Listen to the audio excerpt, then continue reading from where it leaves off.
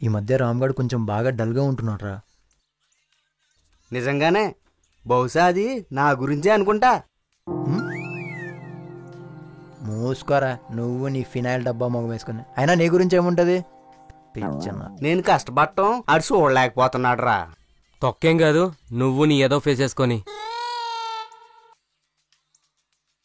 వాడు జాను విషయంలో బాగా సఫర్ అవుతున్నాడ్రా. అమ్మాయిలు టీలాంటోళ్ళరా, తాగకుండా ఉండలేం. అలా అని ఎక్కువసార్లు తాగలేం.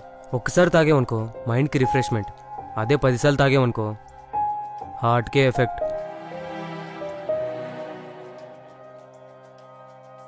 అమ్మాయిలు అంతేరా, దూరం నుంచి చూసామా, సొల్లుగా అర్చామా, నేత్రానందం పొందామా అన్నట్టు ఉండాలి.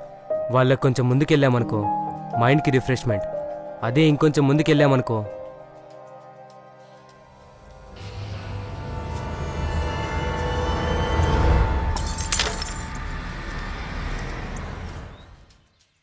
ఈ గ్లాస్ లాగే మన హార్ట్ కూడా పగిలిపోతుంది.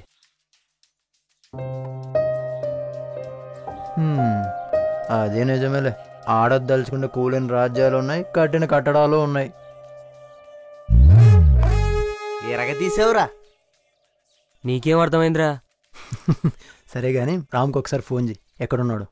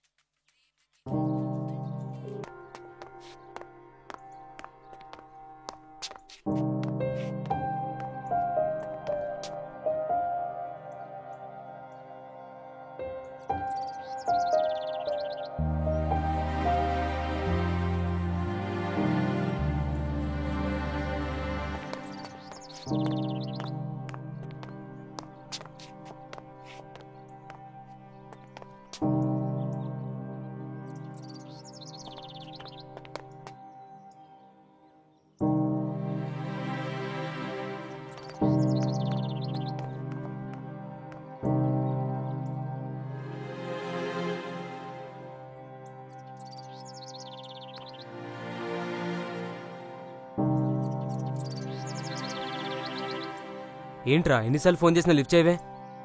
నేను ఎక్కడెత్తుక్కొని చావమంటావు? ఏరా ఇక్కడ ఒక్కడే కూర్చుని ఏం చేస్తున్నావు? పార్క్లో వచ్చిపోయే అమ్మాయిలకు లైన్ వేస్తున్నావా? అర్థమైందిలే. తమరింక మోస్తారా? ఏంటి నీ నోట్లో నోరు పెట్టాను చూడు, నాది తప్పు. ఏరా తమరి ఈ మధ్య నాకు తెలియకుండా ఇలాంటి పనులు కూడా చేస్తున్నారా?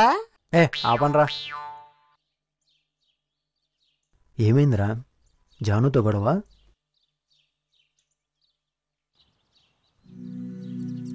మనం ఎక్కడెక్కడి నుంచో అవకాశాల కోసం ఇక్కడికి వచ్చి కలిసాం. కష్టమైన నష్టమైన మనమందరం కలిసే భరిస్తున్నాం. ఎందుకంటే పంచుకుంటున్నాం కాబట్టి. ఎంత బాధైనా చెప్పుకుంటేనే తగ్గుతుంది. నీకు చెప్పాలనిపిస్తే చెప్పు, లేదంటే నీ ఇష్టం. లైఫ్లో ఏదో సాధించాలని అందరినీ వద్దనుకొని వచ్చేసానురా. కానీ రోజు రోజుకి నిరాశ మిగులుతుంది. ఇష్టమైన వాళ్ళని పెడచెవిన పెట్టాను, వద్దనుకున్నాను. నేను చేస్తుంది రైటో రాంగో కూడా తెలియట్లేదురా.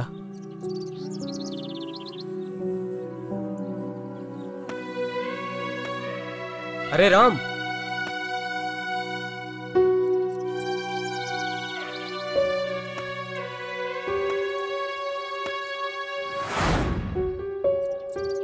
ఇప్పటిదాకా నువ్వు చూసిన ప్రపంచంలో ఎన్నో రంగులున్నాయి.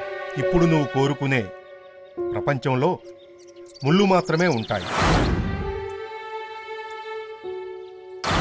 మళ్ళీ అడుగుతున్నా, నీకు నేను ఇంపార్టెంటా, నీ గోల్ ఇంపార్టెంటా?